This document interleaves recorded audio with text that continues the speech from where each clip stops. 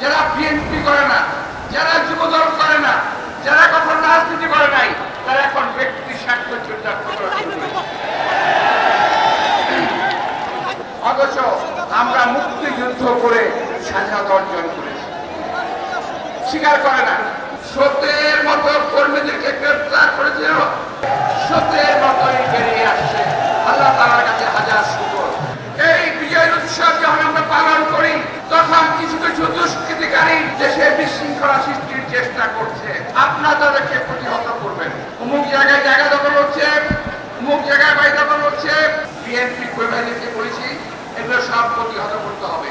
অনেকেই যারা বিএনপি করে না, যারা যুবদল করে না, যারা কখন রাজনীতি করে নাই, তারা এখন ব্যক্তি স্বার্থ চরিতার্থ করা শুরু করেছে।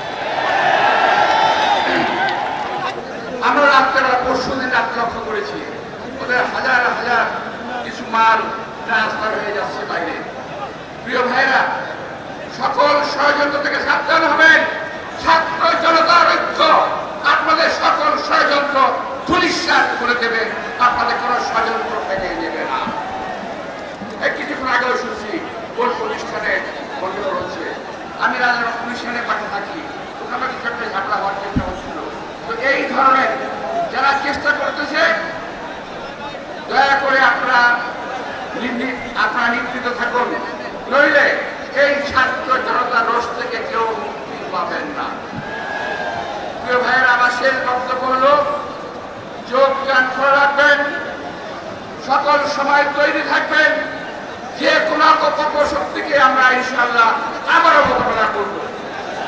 আর একটা বিষয় আমার নেতৃবৃন্দকে বলতেছি, আপনাকে বলি যে একটা বক্তব্য শুনেছি, বক্তব্য শুনলাম।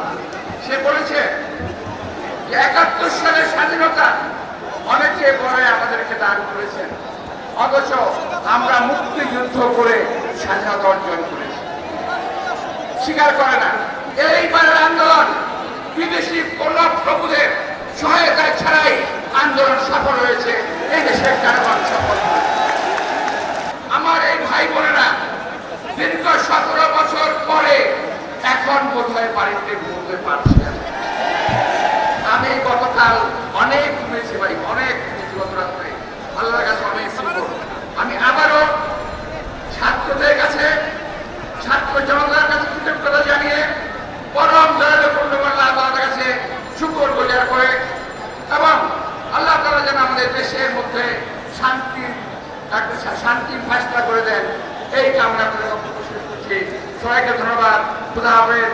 বাংলাদেশ জিন্দাবাদ, বাংলাদেশ জাতীয়তা জিন্দাবাদ, দেশকে জিন্দাবাদ, তারেক রহমান জিন্দাবাদ।